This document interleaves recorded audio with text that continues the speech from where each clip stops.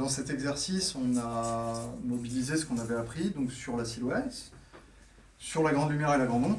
C'était un peu dur parce qu'il y avait très peu de lumière en réalité.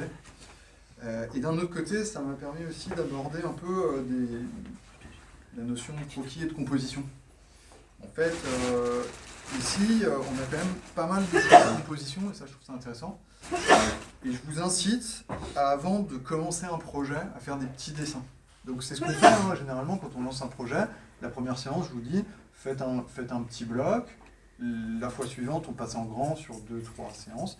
Ça vous permet de visualiser un peu la pose, de mémoriser les enjeux. Et en fait, quand on va faire un grand projet sur une toile de 2 mètres par 3 mètres, et qu'on part comme ça sans préparation, bah, ça peut ne pas marcher et on est deg.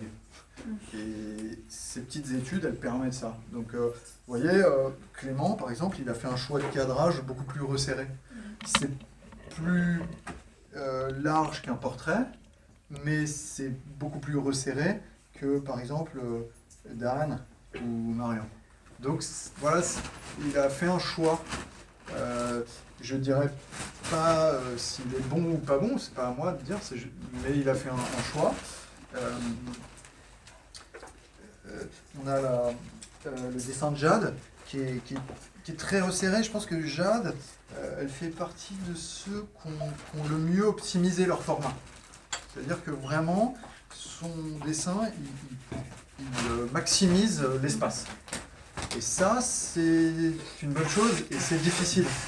Donc c'est aussi ce qu'on travaille. En travaillant le bloc, on a ce format et on veut en tirer le meilleur parti.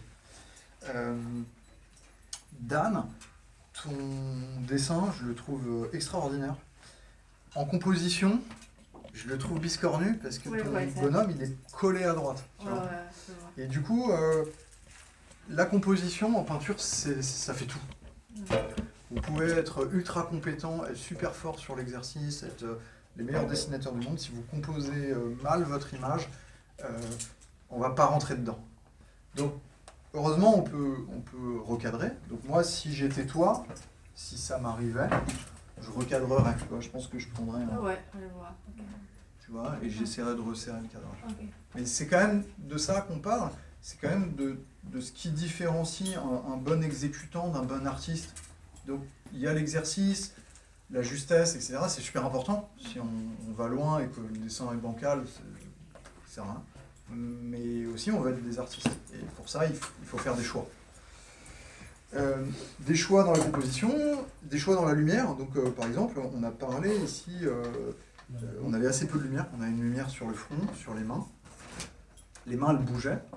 C'est le moment d'exercer votre choix. Le moment de se dire, ce moment-là, je vais avoir une forme qui me plaît, que je suis capable de dessiner. On a eu le choix aussi sur le bout de la cravate. Le bout de la cravate, il était dans l'ombre. Certains ont fait le choix de le dessiner. Ça fait partie aussi des choix. On va aller un peu vite.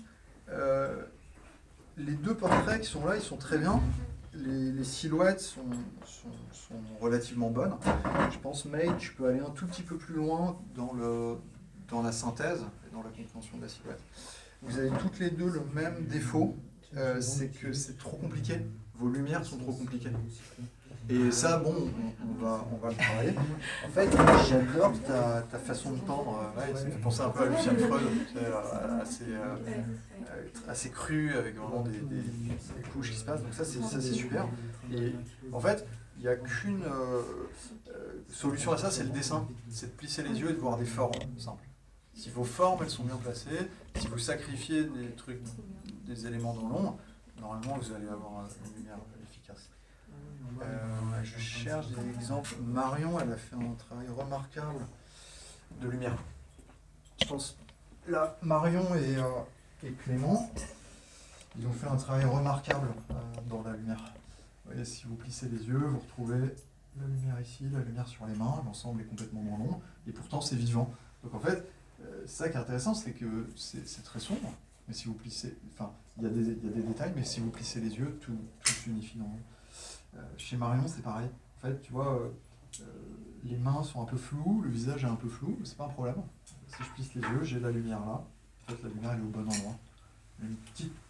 un petit doute sur le gris du fond, qui est peut-être un peu clair, mais tu vois, si je plisse les yeux, j'ai peut-être un léger fragment là, mais c'est pas très grave. C'est pas...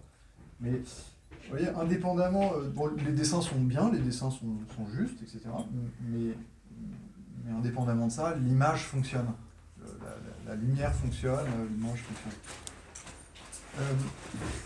Ça me permet aussi d'aborder la problématique de la couleur. Vous voyez, avec peu de couleurs, on peut faire beaucoup.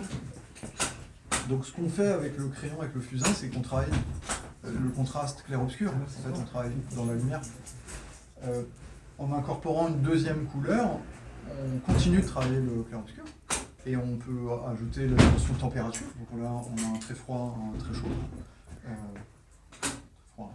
Très chaud. Et des complémentaires. Donc ici, ça vibre, parce qu'on a deux complémentaires. On a le bleu et l'orange qui vibrent entre elles.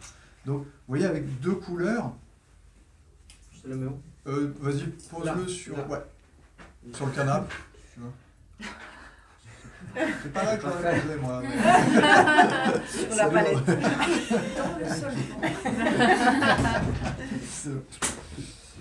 Donc je sais plus ce que je disais.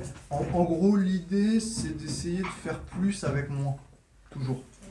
Si vous êtes bloqué dans un dessin et que vous avez envie d'aller chercher la pierre noire pour faire plus sombre, une couleur en plus pour aller plus loin, c'est que probablement vous n'avez pas fait le tour de toutes vos options.